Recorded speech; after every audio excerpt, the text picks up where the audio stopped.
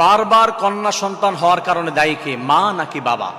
কোনো মানুষের বারবার শুধু মেয়ে হচ্ছে, কারণ বারবার শুধু ছেলে হচ্ছে, উনি চাচ্ছেন যে আমার একটা মেয়ে হবে, বারবার শুধু ছেলেই হচ্ছে। প্রিয় ভাইরা, কন্যা সন্তান হওয়ার পিছনে কোনো মেয়ের দায়বদ্ধতা আছে কিনা, তার কোনো ক্ষমতা আছে কিনা, এটা বোঝার চেষ্টা করতে হবে। আমি সায়েন্স থেকে বোঝাবো আপনাদেরকে, কোরআন থেকে আমি বোঝাবো।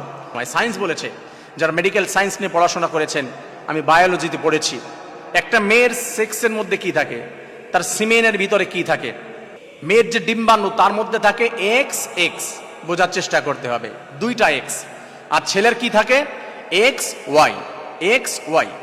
একটা মেয়ে তো শুধু এক্স, তার কোনো ওয়াই নাই, সে ছেলে এবং মেয়ে দুটাই দেওয়ার ক্ষমতা রাখে।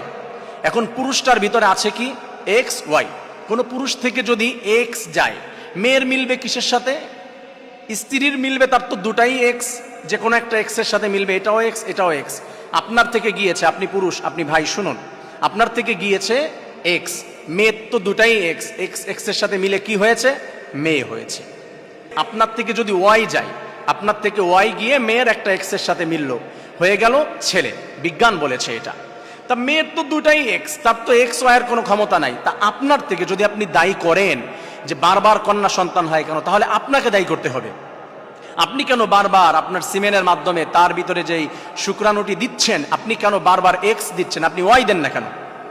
আপনার ওয়াই দিতে হবে। আপনি যদি ওয়াই দেন, তাহলে তাকে আপনি যা দিবেন তারটা কমন। আপনি যদি এক্স দেন, মেয়ে হবে, আপনি যদি ওয়াই দেন, ছেলে হবে।